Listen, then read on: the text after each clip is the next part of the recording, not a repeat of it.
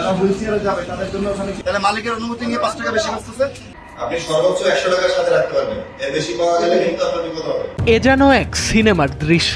হোভারবোর্ডে দাঁড়িয়ে এক প্রান্ত থেকে আরেক প্রান্তে ছুটে চলেছেন নায়ক। সেবায় কোনো ত্রুটি চোখে পড়লেই তাৎক্ষণিক ব্যবস্থা, প্রয়োজনে করছেন জরিমানাও। চরম বিশৃঙ্খলা আর যাত্রী হয়রানির প্রতীক হয়ে ওঠা হযরত শাহজালাল আন্তর্জাতিক বিমানবন্দরে এখন বইছে পরিবর্তনের হাওয়া। যাত্রীদের মুখে মুখে এখন একটাই নাম, ম্যাজিস্ট্রেট নওশাদ। দায়িত্ব নেয়ার পরপরই ম্যাজিস্ট্রেট নওশাদের হাতের ছোঁয়ায় বদলে যেতে শুরু করেছে পুরো এয়ারপোর্ট। RICL TMX, যুগের পর যুগ স্থাপনা থাকে মজবুত। কাগজে কলমে সীমাবদ্ধ না থেকে দায়িত্ব নেয়ার পরপরই তাৎক্ষণিক মাঠে নেমেছেন তিনি। সরাসরি নজরদারি, তাৎক্ষণিক অভিযান আর জিরো টলারেন্স নীতিতে তরুণী সিভিল সার্ভেন্ট ইঙ্গিত দিয়েছেন নতুন এক বাস্তবতার। প্রতিনিয়ত হয়রানির শিকার হওয়া প্রবাসীরা আজ অনেকটাই স্বস্তিতে এয়ারপোর্টে সেবা নিতে পারছেন।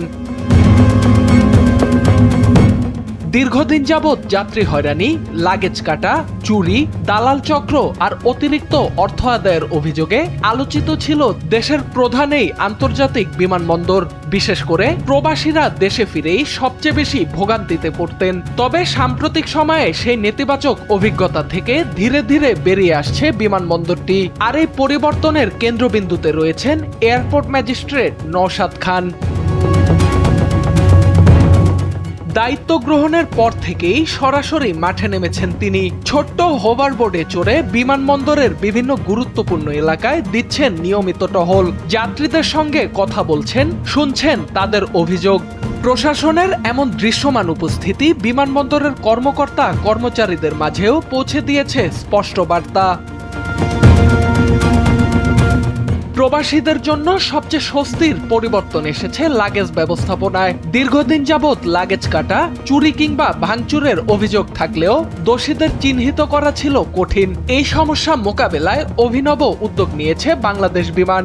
নিজস্ব ফ্লাইটে লাগেজ ওঠানামার কাজে যুক্ত কর্মীদের শরীরে বডি ক্যামেরার ব্যবহার শুরু করেছে সংস্থাটি। দায়িত্ব শুরুর আগে প্রতিটি কর্মীর বডি চেক করে ক্যামেরা পরিয়ে কাজে পাঠানো হচ্ছে।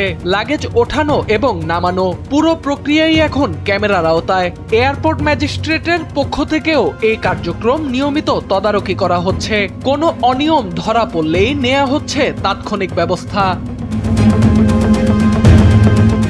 লাগেজের পাশাপাশি দালাল চক্র, অতিরিক্ত ভাড়া আদায় এবং বিমানবন্দরের দোকানগুলোর অনিয়মের দিকেও কড়া নজর রয়েছে তার।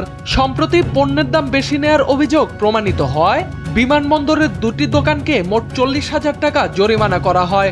অভিযানে দ্রুত সিদ্ধান্ত নেয়ায় যাত্রীদের মধ্যে আস্থা তৈরি হয়েছে যে তাদের অভিযোগ গুরুত্বের সঙ্গে বিবেচনা করা হচ্ছে। যাত্রী হয়রানির ঘটনায় দ্রুত অভিযোগ জানানোর জন্য সরাসরি যোগাযোগের ব্যবস্থাও রাখা হয়েছে।